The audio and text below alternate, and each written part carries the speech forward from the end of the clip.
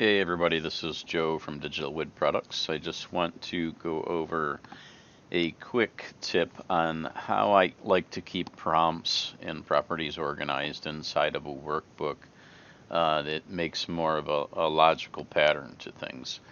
So if you come into this simple product here,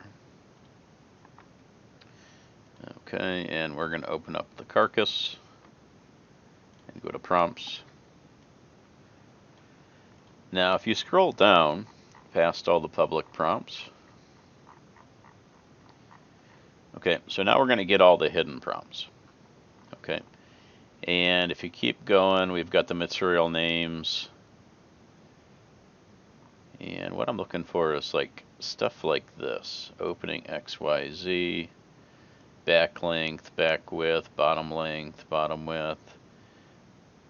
Okay, like especially this block right here.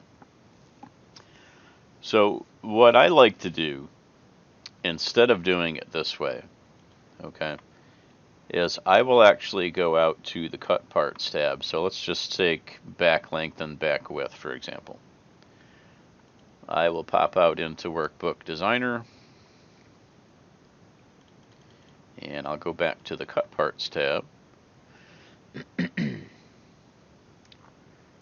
Okay, so now from here, let's see, here's my back. Okay, so now here is my back length and my back width, right? It's referencing that formula.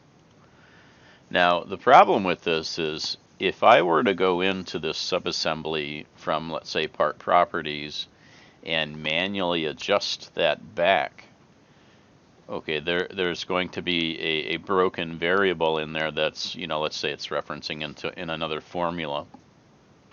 So overrides manually is going to break that. Okay, so what I've been doing is I'm actually defining the name right here, right? So I'll go back width and redefine it. And then back length. Okay, and then I'm just taking the formulas that were in here and I'm bringing it back to here.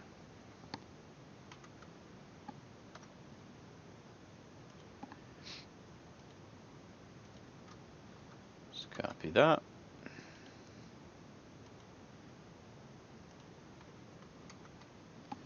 Okay, so now everything's connected here. I mean, we're putting the formula in somewhere, and we need a reference. Okay, so now we're actually referencing what's in the actual cut parts tab. So now this is called back length, and I haven't found any issues doing it this way. I was waiting for something to break, or maybe the name values are not saved, but they hold. I haven't seen any issues with it. And what it does now, so if we exit this, and I'll delete that. I'm just going to save it as row level for now. Okay, so now if I'm in here, and I'll go to my carcass again, and I want to change my back size, right? I can tack any value on inside here, -10 or whatever. And anywhere that formula is referenced is still going to be accurate, versus the other way, I can come into the screen, modify it, and you have a higher risk of things breaking. Okay, so the formulas may or may not be accurate depending on what it is. So, I mean, granted that you have, I preserved the formula in this case, okay, but let's say we didn't preserve the formula. Let's say we wiped it out. Like obviously if this just said, if I didn't rename the properties, if this just said back length and I tacked on a -1, that would work perfectly fine. But if I stomp on it, right, and I just put a hard code number in there, 15, like that's how long I want it, right? It's still referencing the other formula on the prompts tab.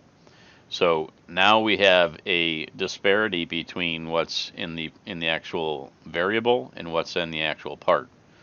Okay, so by doing it this way, there's no disparity at all, right? You're always going to get the correct value that's placed on that particular row. So this is something that I do all the time, and it seems to clean up the mess of prompts that you have, because if you look at, I'm just going to say no here. So if you go back to that area in the prompts tab, oops, got to go in the carcass.